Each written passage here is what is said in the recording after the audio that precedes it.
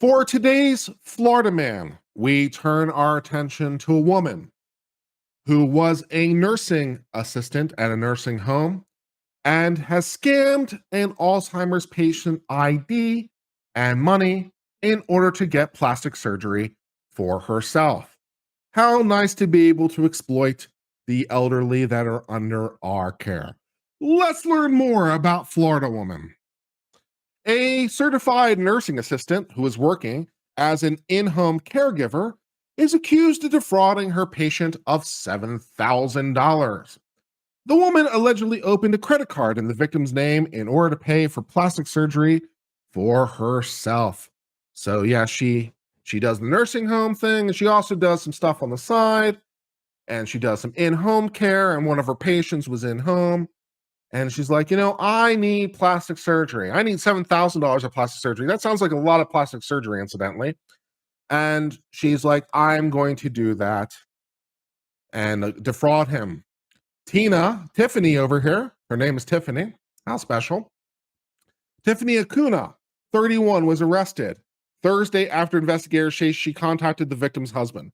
According to the sheriff's report, she wanted him to sign a written agreement that she would pay him $1,000 every month until the money was returned to prevent criminal charges. That's definitely how that works. If you force someone to sign an agreement, that definitely is going to prevent it from being a crime. No, I don't think so. That doesn't work.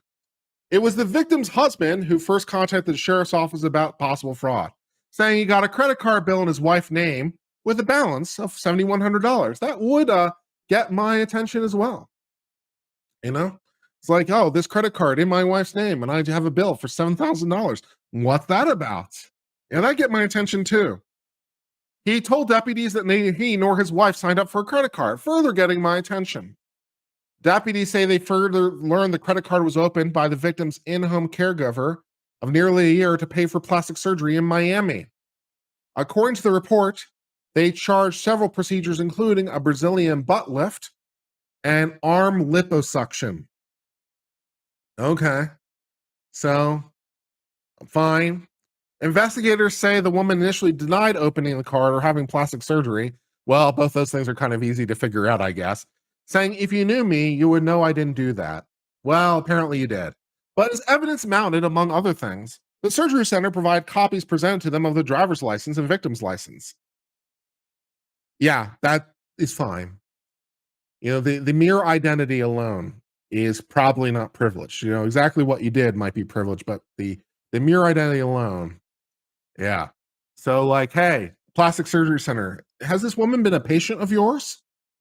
All right. It was like, well, we can't tell you what we did, but we can tell you she was a patient of ours. Yeah. So that and then maybe it's like, oh, maybe we'll get a search warrant or a subpoena for the exact medical records, right? So the mere identity alone. Yeah. After initially denying that she had the surgery at all, she then said that the victim gave her permission to use the identity to obtain surgery.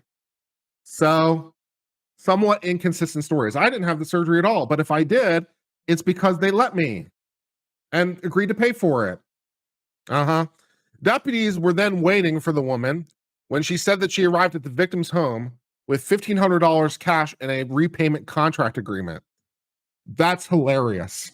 So they were waiting for her at the victim's house when she came with money in hand and a proposed contract for repayment. The evidence against her somewhat continues to mount. She then posted $10,000 bond and is out on jail.